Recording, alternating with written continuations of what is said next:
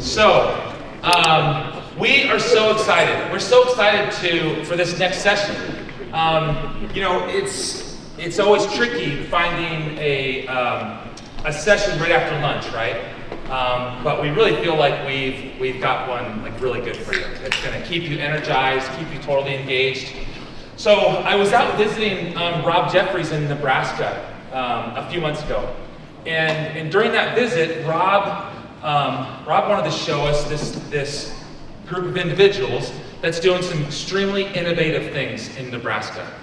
And I walk in the room, I see all these guys that look super intimidating, although they had great smiles or whatnot, and I instantly see Ryan Jensen. And Ryan's a former UFC fighter, and I recognized him right away. Like, dang, this is like the dude right here, right? And then he's up at doing this presentation with Rob's statewide leadership team, and they start talking about some of these things they're doing in Nebraska and doing for other police agencies. And I'm not going to like steal their thunder at all, but I was really, really blown away by it. I really think that they are onto something.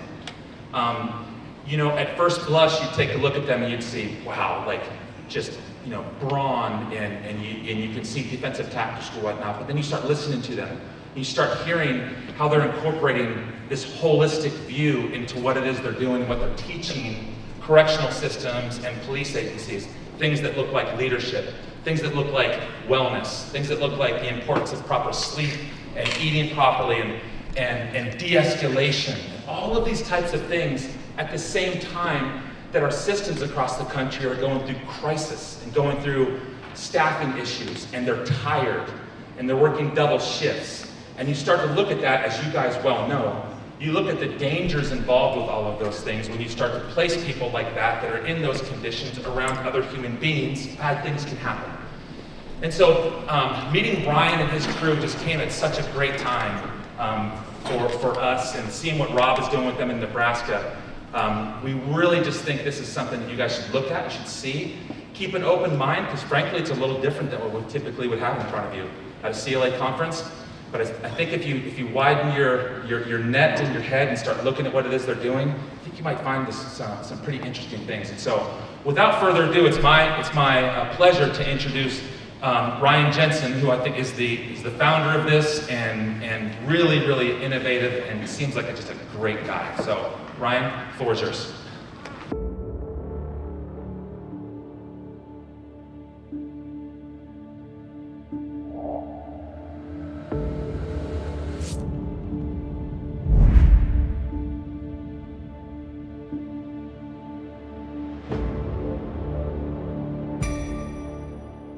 When I first started training in my martial arts career, 15 years old, teenager, I was getting into a lot of trouble. I was looking for mentors, and I just stumbled onto the local martial arts academy, and it just so happens one of the guys that was the owner was Steve Jenna. He's a uniformed police officer from Omaha, Nebraska, Steve Jenna. These guys were the leaders that I looked up to, that these mentors shaped the way I handled myself, built my confidence, my overall fitness, my wellness. I had to eat right, I had to stay away from alcohol, build myself into a better person. I'm a big fan of Ryan Jensen. Ryan Jensen is trained with everyone in the world of mixed martial arts. I was a part of dynasties of MMA. I trained with Militech Fighting Systems. I was a part of Team Quest in Portland, Oregon. Everybody that were champions way back at the beginning of UFC, Matt Lindland, Randy Couture, Dan Henderson, so Ed Herman, Chael Sonnen, Nate the Rock Corey. I ended up rolling down to Greg Jackson's camp down in Albuquerque, New Mexico. Later, they became one of the biggest dynasties in mixed martial arts.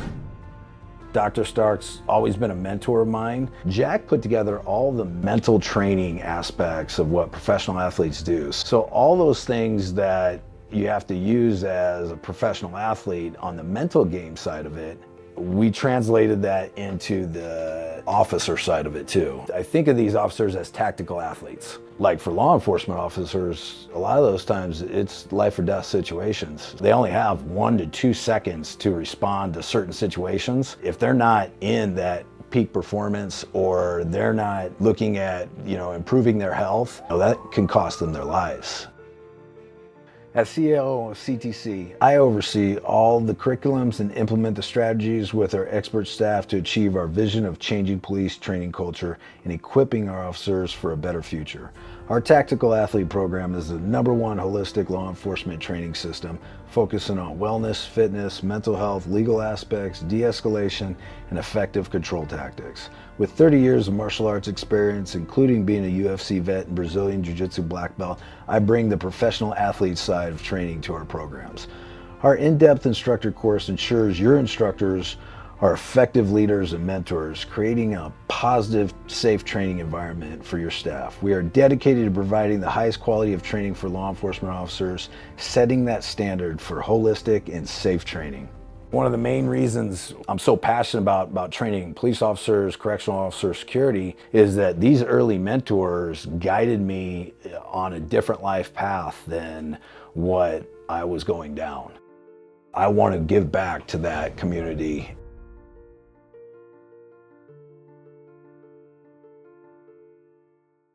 Okay, good afternoon, CLA leaders and partners. I'm Ryan Jensen, the CEO of Complete Tactical Consultants. Today I'm going to share with you how we're going to build your officers into better officers, how we're going to inspire your staff to perform with confidence. As CEOs, we need to be effective leaders. We need to find the right people, place them correctly, and then inspire them with a vision.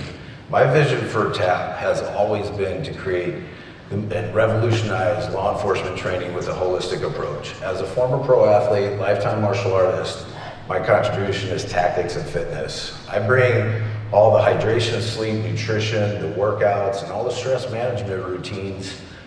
As a professional athlete, we want to give that to your staff so we can transform their lives so they're well prepared for their roles and duties.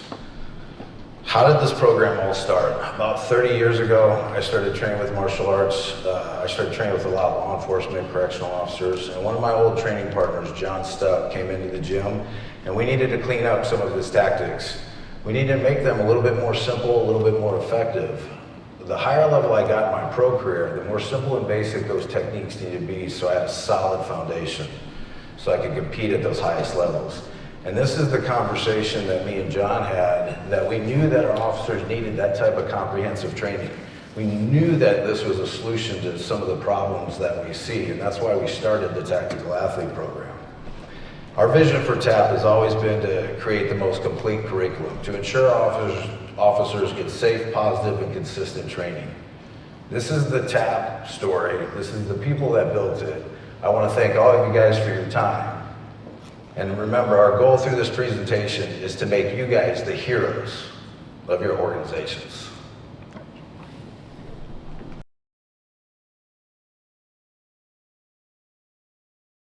On the back of his tricep, and I'm going to from ourselves and ourselves.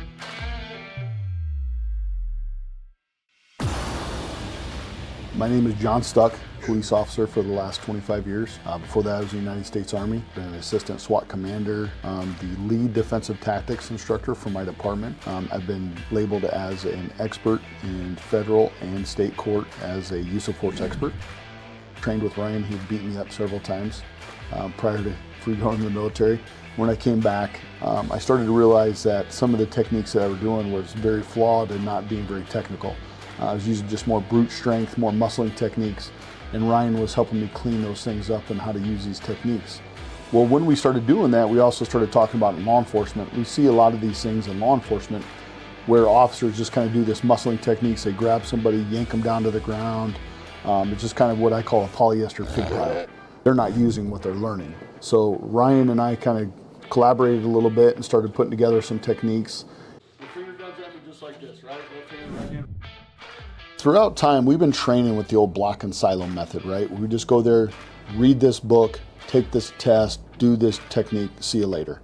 That method, we know there's very little officers that are retaining that once they leave here. Our system differentiates from a lot of other systems because we deal with the totality of everything. We deal with a holistic from A to Z of being a police officer. From the time when you put your uniform on, we talk about and go through how you are mentally prepared, the legal guidelines you have, how you can de-escalate somebody. So what do we do when we go hands-on? What are the terminology that we have to use? We work with how to work with multiple officers. There's no other systems out there that work on multiple officer techniques. We're trying to make it safe for us, safe for the suspect. We're attempting to accomplish something by when we're using these systems to get that person to comply quicker, faster, so nobody gets hurt, to include the officer, the public, and even the suspect we're attempting to subdue.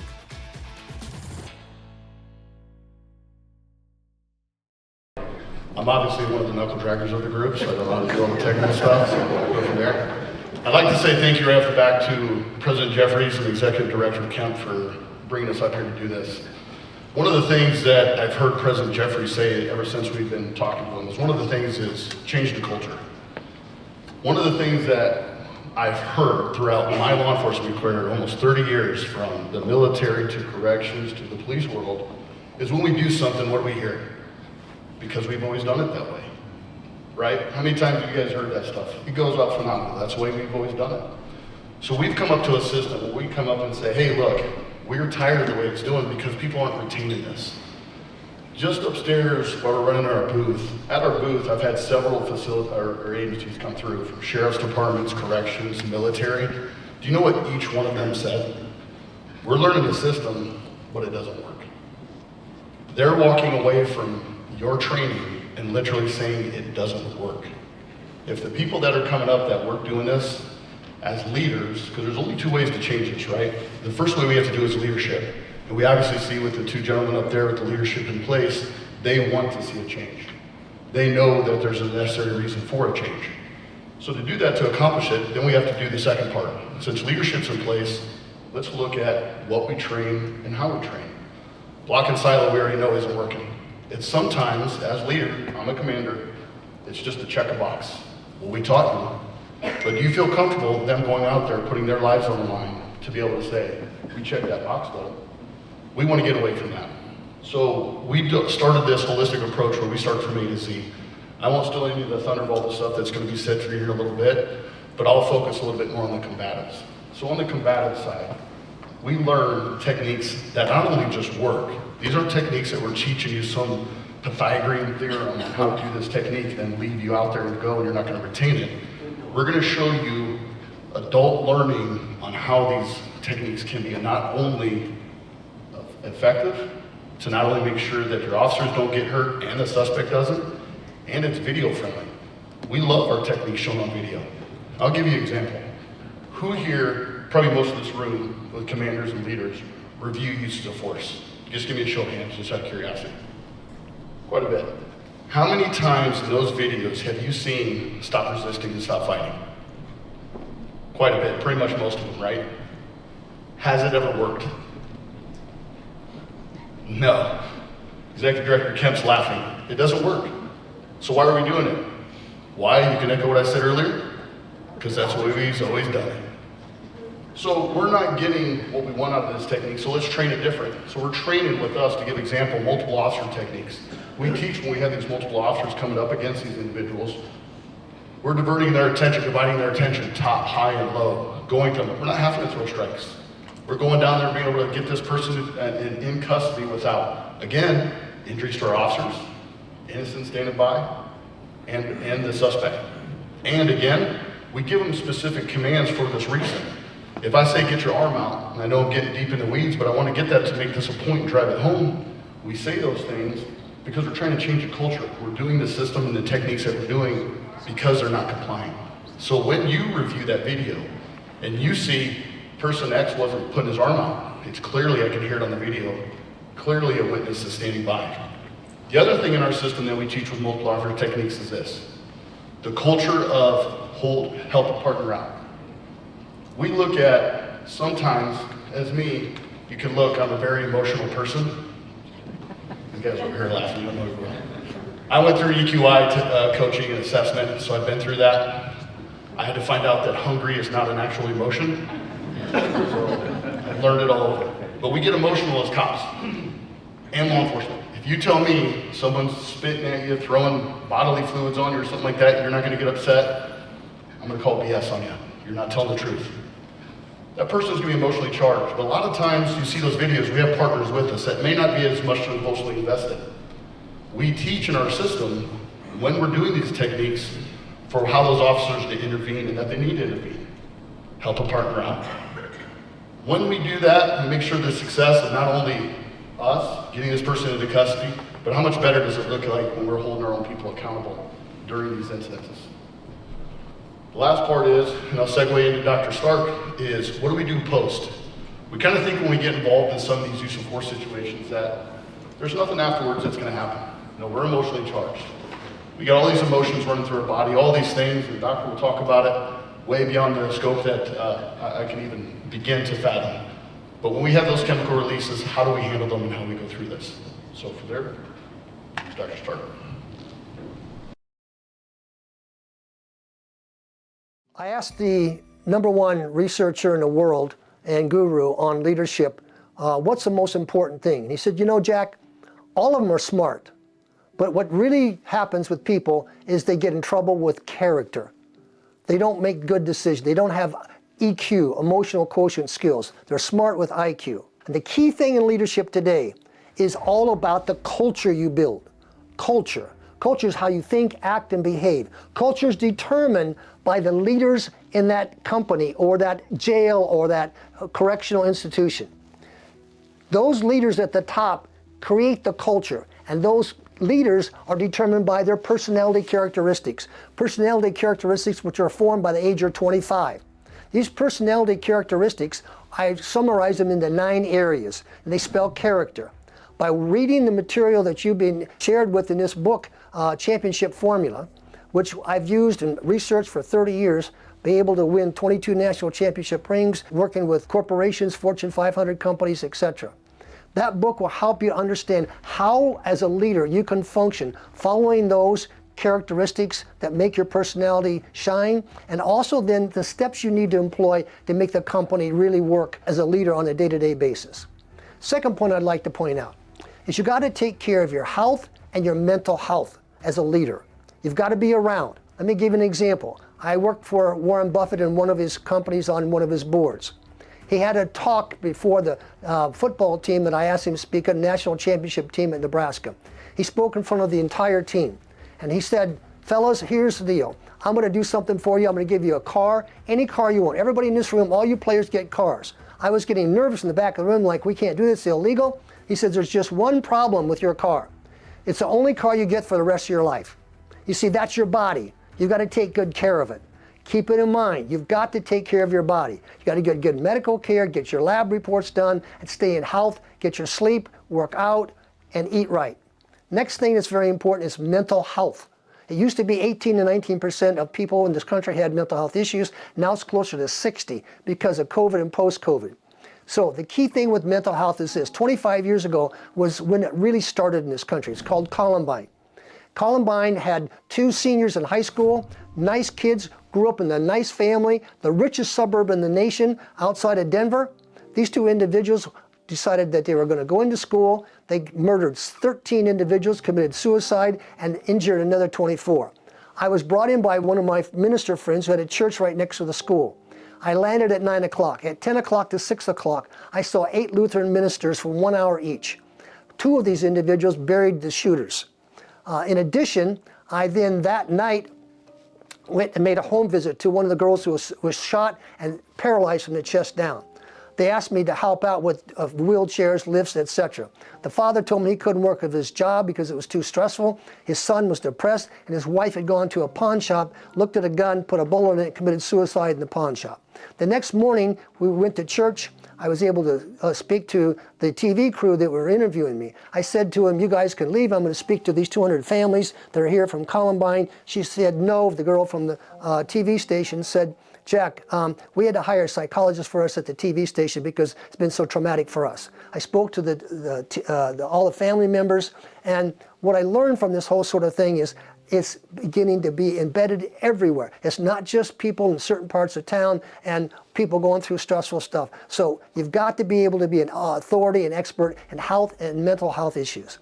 Next, third thing, de-escalation. Material you have that you can download on this program are 6 audio tapes. Each audio tape is something I put together, went to a studio, recorded. It took me 30 years to put all this research together. I keep updating it. You download your phone. I have found out that each of these 6 tapes help us get through anxiety, depression, panic attacks, visualization, how to perform better, hypnosis, so I can really get rid of the post-traumatic stress disorder, and sleep. Those are the characteristics that are downloaded on your phone through the TAP program. I'm in the process of finishing up my 12th book. It's all called the Top Gun Performance, and it will give a chapter on each of the 6 tapes in depth, 30 pages. It's developed with a colleague of mine who is now president of Ohio State University. He was the Top Gun of Top Gun. The movie was about him going in, shooting a missile into a shaft, blowing up a communications center in a country unannounced. This book is going to be available in about 4 or 5 months, and it's something that you can buy and then give to your staff so that people can download these tapes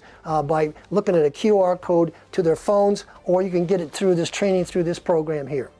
I hope that this is helpful to you in learning how to be a superstar, a Top Gun performer. I'm honored to be here. My background is as a performance psychologist, which is a combination of medical psychology, sports psychology, and organizational psychology. I've attended lots of training sessions and given lots of them, and based on my experience and research, what I find is that many of you in this room will attend maybe 100, 200 training conferences in your career, but you'll probably only remember 2 or 3 or 4. And a few of those that change your behavior. So what I'd like to share with you is each morning when I wake up, I say a little prayer. I want to be healthy, happy, and successful. Let's talk about being healthy. It's very important. I saw 100,000 patient visits. It's very important to take care of your health. You got to get a good doc who's going to spend a half hour with you. The average amount of time today is 12 minutes. It's not good.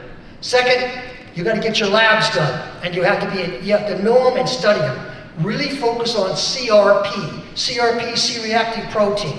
That's your inflammation score. It's the most important score you want to look at. Be sure to make sure your vitamin D scores are high. All those COVID cases, almost all of them were real low in vitamin D.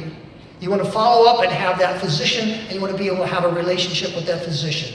It's really important. The second thing you want to be is happy. How do you be happy? There's 3 things that we found in research, tracking people over years. The first thing is you want to find your passion, your purpose in life. In Latin, it's called nos te ipsum. Know thyself. Who are you? Why are you here? Is this what you want to do with your life? Second, a love, someone to share your life with. If you find your life partner, your soulmate, you're very blessed. And third is very important. I was lucky to have someone to be a mentor. And that mentor needs to hold you accountable. Don't ever underestimate the power of exercise. We're finding more research all the time. We get rid of 1/3 of our dementias and half of our diseases because of inflammation through a really extensive exercise program. Sleep and nutrition is also quite important. The last thing that's very important is finding success. How do you find success? Well, just so we make sure here. I do all the research on this book. It took me 2-3 years. This is my 11th. Next one's coming. I write it myself. We make no money off of them. We buy the books, Ryan and I, and we give them away free. Why do we do that? We want to give our skills away to you. That's the way it happens out there. I'm finding that those 9 characteristics I talked about determine your personality and your leadership. And that's what affects your whole environment. That changes your culture, because cultures, as I said, is determined by your people skills, by your leadership skills. Yes, I do a lot of EQ training, etc. But your personality will change, particularly your supervisors. That's for the backbone of your organizations. And if they're doing the negative training, insulting their people, it doesn't work. Money is the 5th motivator. Number 1 is feeling a part of an organization, being appreciated. That's the most important kind of thing. Also part of this, the book and stuff, we'll download the tapes. I made these audio tapes, and they've been very effective. I've been blessed to be a part of 22 national championship teams, from NASCAR 8, football 8, from pros, college, players of the year, Heisman Trophy, you name them all. That stuff all works out. So I'm pleased to be here and happy to answer questions when we get all done with this. But I hope you find this helpful and useful to you, and we look forward. And I want to just say this: I've been in this business my whole career. 100,000 patient visits. It takes a toll on you. I deeply appreciate what all of you do. It makes a difference. I mean, I've worked with a lot of people on their deathbed. They've never once said to me, I wish I had more money. All of them say to me, I wish I'd made more of a difference. Close with this. One time I had a patient cancellation. I usually didn't have any. It was amazing to go that long without 100,000 visits and only have just a few. I went to a restaurant and had lunch, and the guy came to me and said, you know, Jack, what are you doing here? We haven't seen you in a long time. I said, well, I had a cancellation. He looked at me and he stared at me for a minute and he said, you know, Jack, I've been in the insurance business. At least you did something with your life. I just made a lot of money. God bless you, and walked off. So thank you for this. Appreciate being here.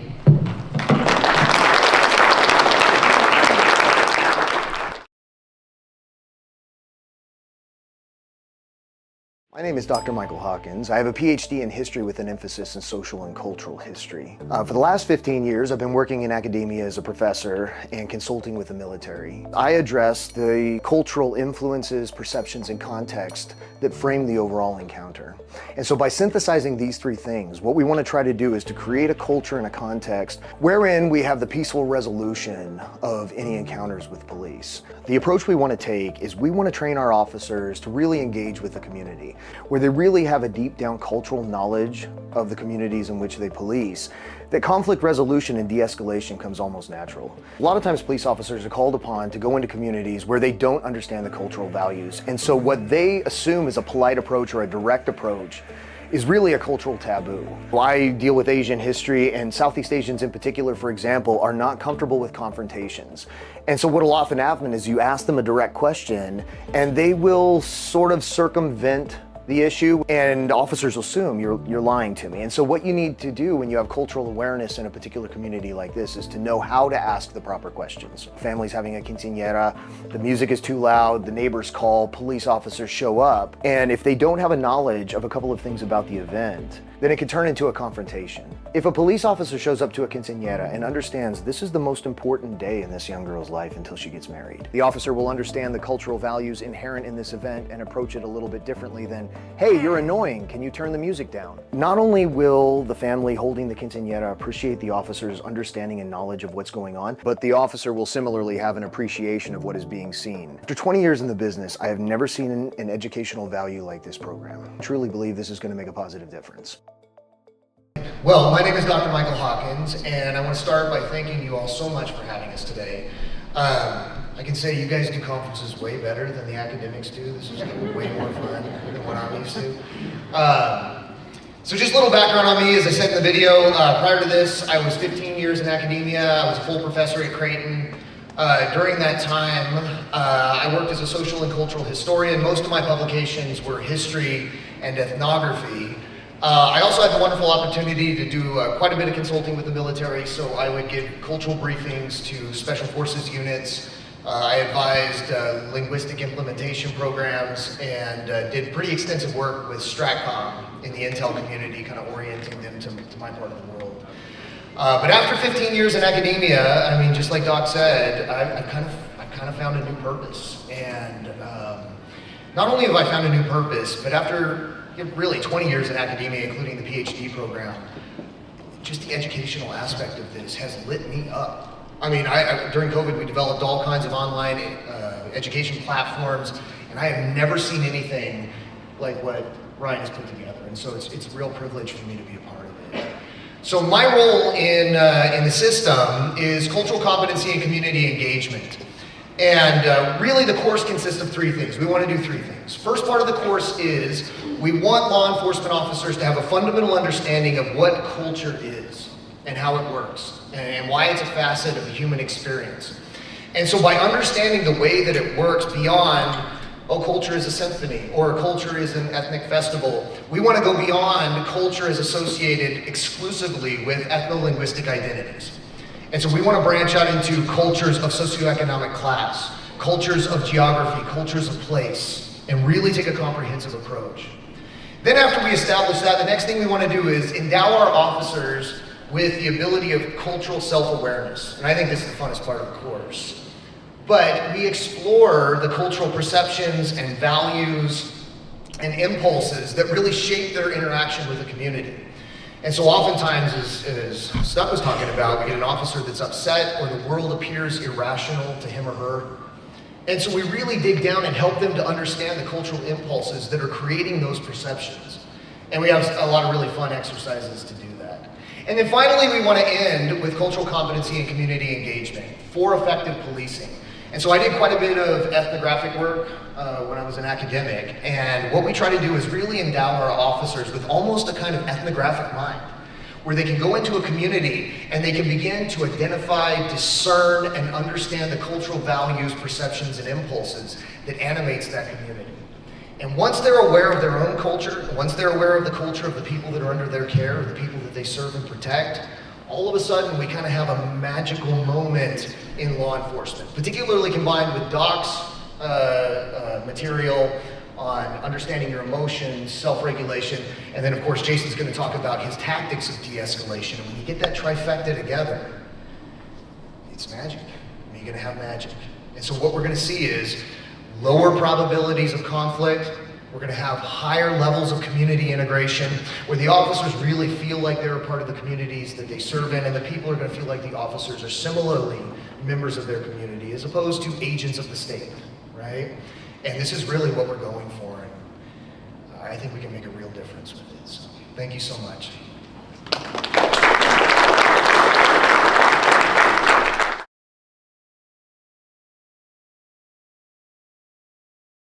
My name is Jason Civitano, and I'm one of the lead instructors for the Complete Tactical Consultants Tactical Athlete Program. I've been with CTC since its inception more than 7 years ago. So, agency practice also. So we've got law enforcement officers from Nebraska, Texas, Arizona. This week, and talking with fellow instructors, there isn't anybody here.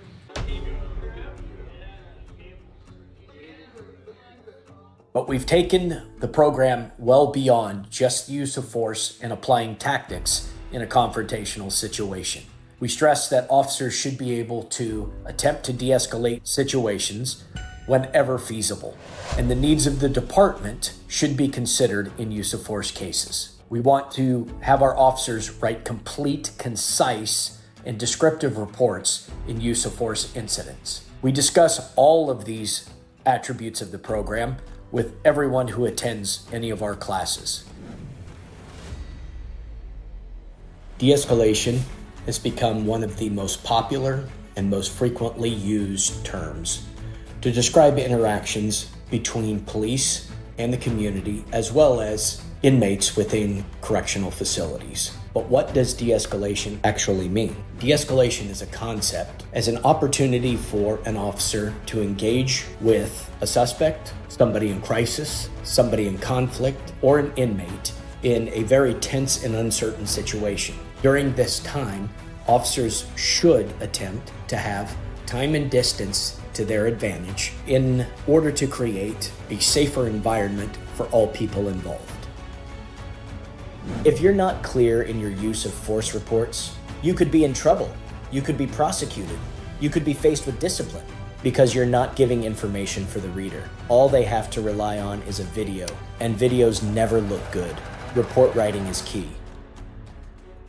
Throughout our organization in the videos and our classes, we always say our goal is to change the culture of an organization. By doing so, we create success. When we say change the culture, we want people to be excited about the training, about nutrition, about mental health, and about professionalism. That's where we created the foundation. And by changing the culture, we now create positivity. There's no other program in the country that is built like the Tactical Athlete Program. No other program has all of the components combined into one complete system. It's built on a solid foundation that is legally and medically backed. We want to improve the culture. We want to save lives. We want you to be the heroes.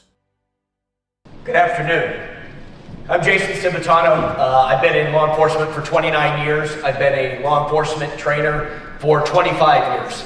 Everything from the tactics, firearms, and about 15 years ago, I really got deeply involved in the other half of what we do, writing complete reports human interaction with one another, being effective, analyzing situations to determine, is this somewhere where force is needed, or do we have another option here?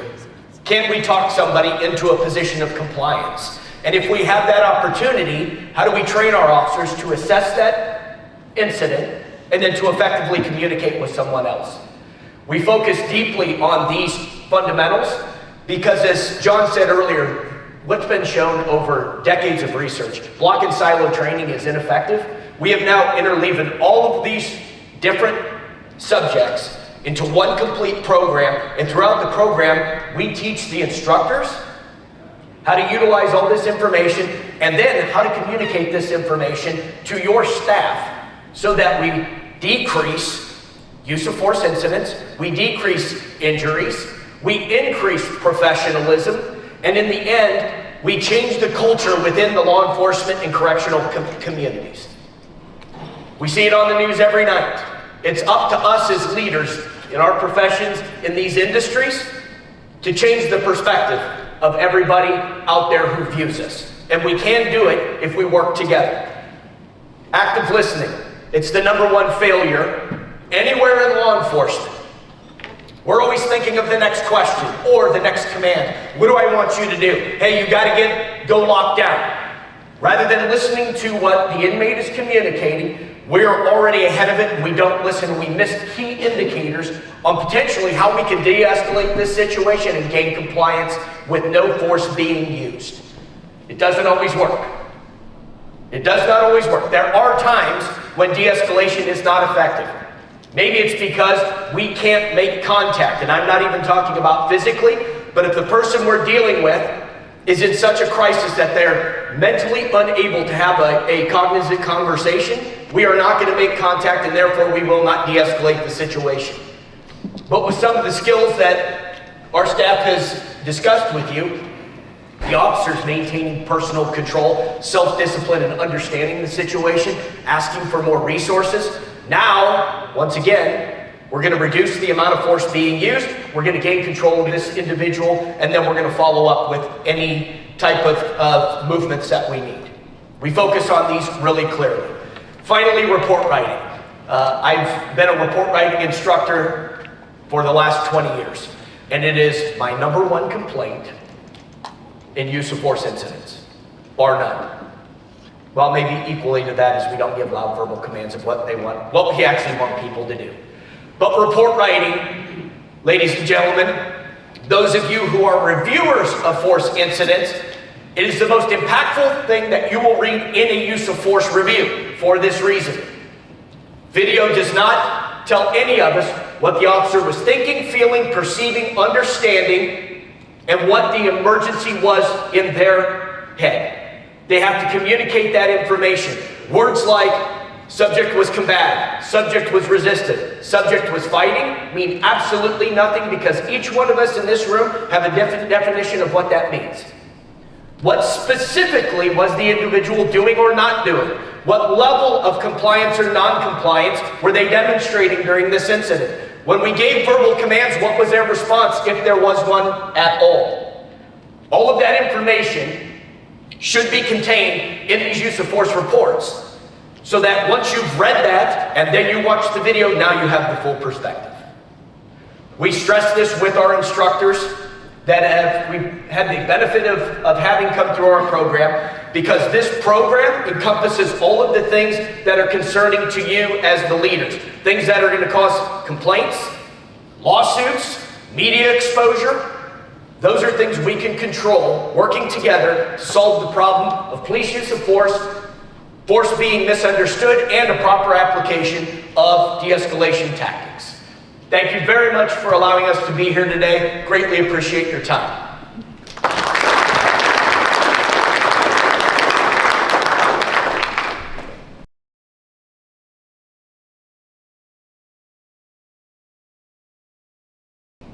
Okay, I'm not going anywhere. It's an encore. Why tap? Well, I kind of gave you the rundown, but here is, in our opinion, why. One-stop shopping. One-stop shopping. Now, Instead of sending people to 2 or 3, 4 different combatives classes, then a de-escalation instructor class, somebody over here going to different report writings, implicit bias, cultural competency. I've got to pay for all of these things in different areas, and now we're back to block and silo training. It's all in one. It's effective. It works. We've seen it work because actually John Stuck and I were the first 2 to beta test this program for 3 years in our agency teaching together, and we have seen the changes that have come from this program. And then as a group, we have continued to improve upon what we originally created. This program evolves continually. We make it better. When there's new research that comes out, we offer that research. We integrate those things into our program so that in the end, you have one place to go to fulfill all of these requirements, whether they're institutional requirements, state requirements, whatever those may be, you've got it in one location. Finally, it's just real folks, researchers and instructors, law enforcement backgrounds, correctional backgrounds that are actually building this program. And we think what we've put together is something that collectively, once again, we can change the culture within law enforcement and corrections to improve it, not only from the perspective of the media and the public, but the culture within the organization, which is really what we're all looking for. We're all having struggles hiring good people. We're all having struggles retaining those individuals for a 25 or 30-year career. Let's do this collectively, and let's change the culture in our professions so that we become, again, understood, appreciated, and valued by the public and by our communities.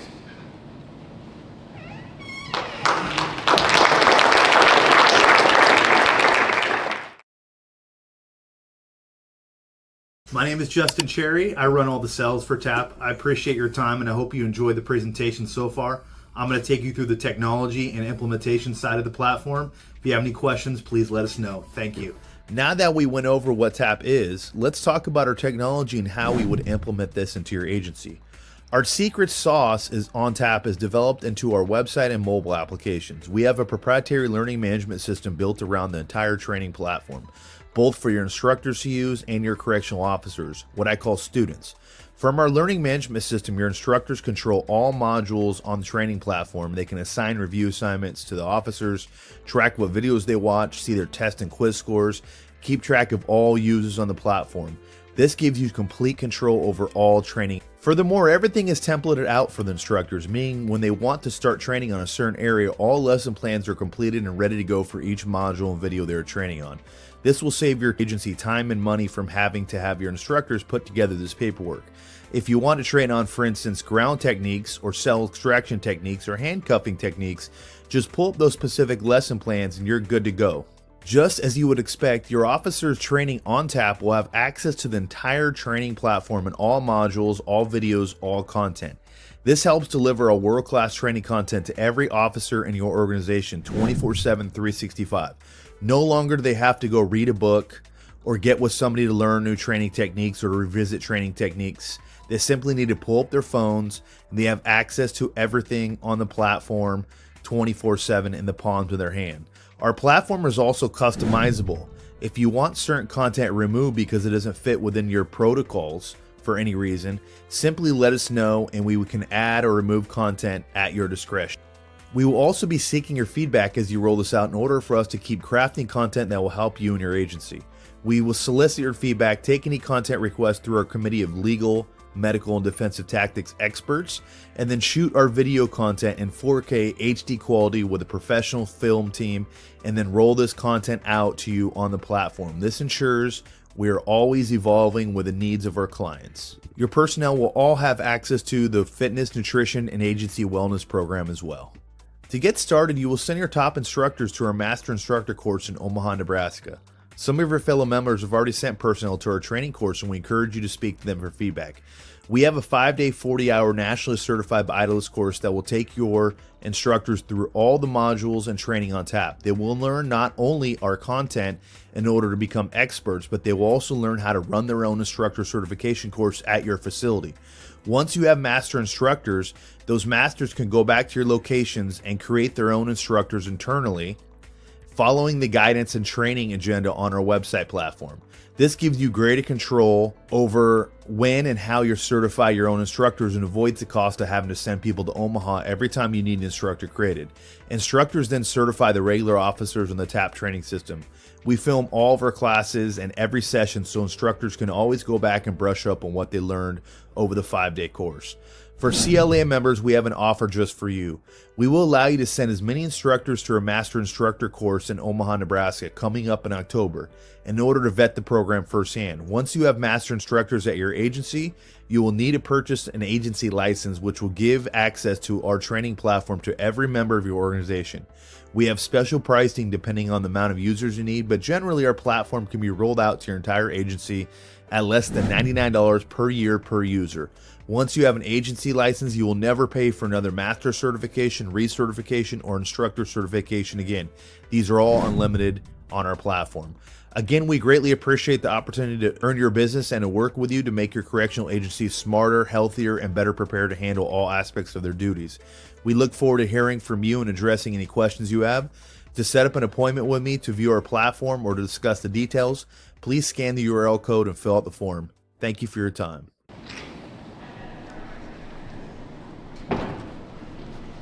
So, what questions do we have?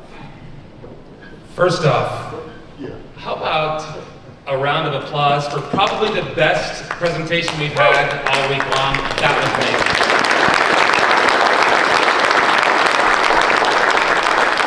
That was amazing. Okay, let's do some Q&A. What kind of questions you guys have? Where are you at? Commissioner Ham. Commissioner Ham from Alabama. Report right. Sir. You're assuming we can hire people that can write. And that's part of the, everybody's talking about hiring. I mean, we get people in, and especially on our agent side, give us a paragraph on this, and hard to write. So how are we going to hit those 5 elements of Graham B. Connor on you? Well, Graham B. Connor doesn't apply to corrections. That's just on the law enforcement side. But how do you expect them to hit those elements?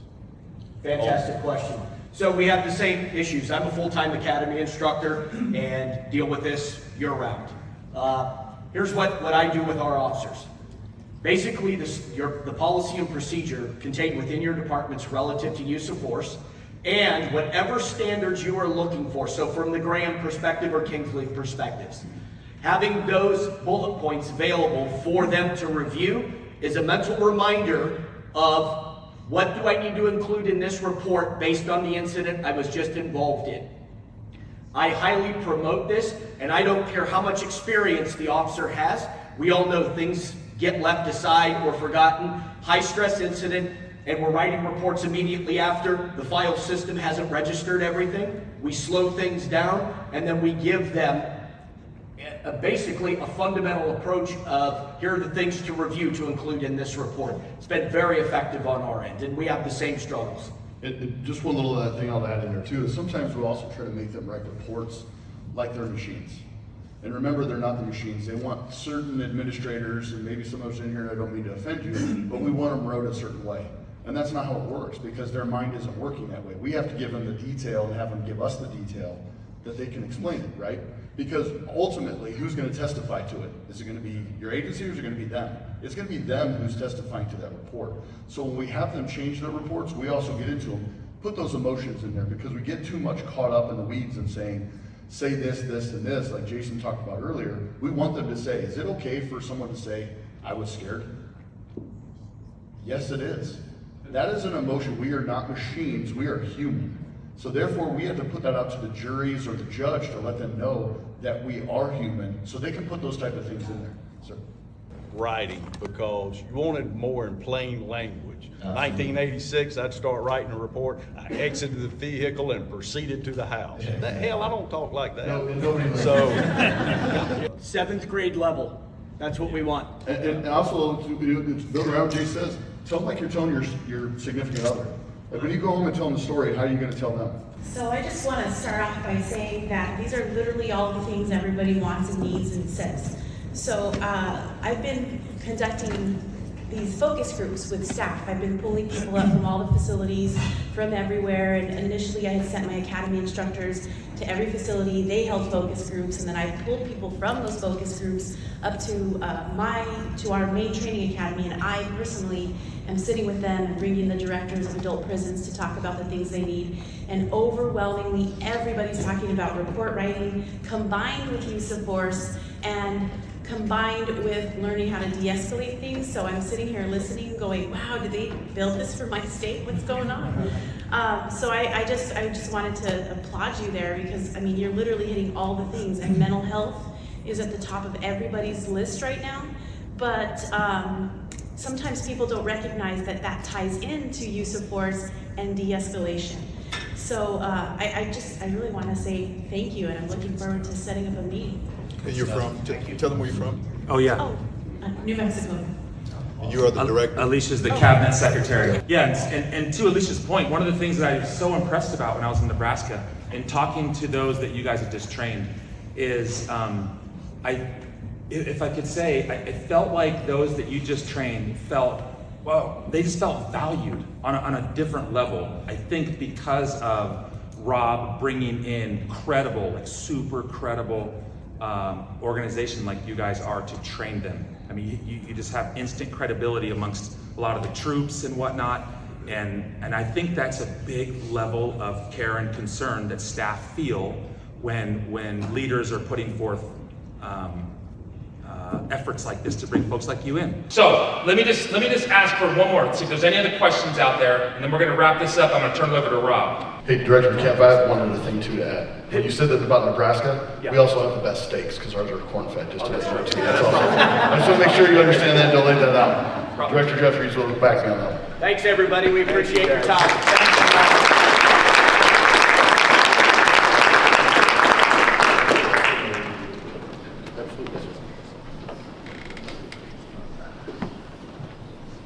So real quick, just to give you a context behind what we're doing in Nebraska, it just adds to the value of what we're trying to do for our workforce. We know we have workforce shortages.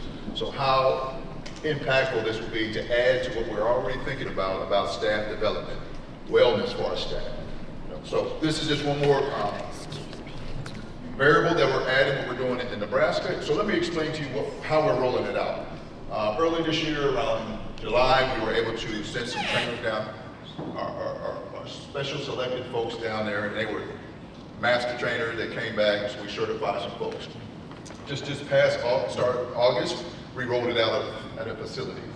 One of our high, multi-level, high turnover, assaultive type of facility. We rolled it out, and the staff love it. Love it. Because it's a full circle, it's a holistic approach, and it's feeding the need that's there, right? So no longer are they going to have to learn to do a technique 3 when I got to twist your wrist and grab your pinky and twist your elbow up to your neck and ask you to comply. Now we're giving them real things that are tangible that lets them to respond to the event. One of the things I like the most about this, what was that term? Help a partner out. Everybody knows what that means, right? Now you're responsible if you're going too far to tap you and say, hey, I got it from here. Everybody's seen that federal, where polyester pig piles? No, I'm talking about the federal duty to intervene. Oh, duty to intervene. Duty to intervene, right? This addresses that, and it takes the machoism out of everything that we do. That's awesome. So we got it rolling out this in service starting this year, 2024, starting September, December. We're putting our whole team through it. In service, rolling it out. We're gonna go with a 3-day CPR and all that stuff. Then at the end of this year, we're starting our pre-service. Every new hire is going to go through this particular training. And then 2025, we're rolling it out continuously throughout the agency. This is the move, folks. Holistic approach to address our staffing needs, to address the wellness of our team members, and give them some tangible tools on how to use things. And not only that, 24-hour access, right? You didn't even touch on that. I mean, when you're debriefing after use of force, you can get on that web page, you can go over the techniques and everything, just to re-emphasize the things that need to be happening as you're dealing with this, and point out the wrong things that are happening. We don't do that now. Everything's a secret, right? So this makes access, and they can access it at home as well too. Y'all have to pay me later, right? Bill, you sticky. All right. So with that, continue to enjoy yourself. Thank you, team. Thank you, Nebraska, for representing. You guys knocked it out of the park. Dr. Starks and the whole team. Thank you.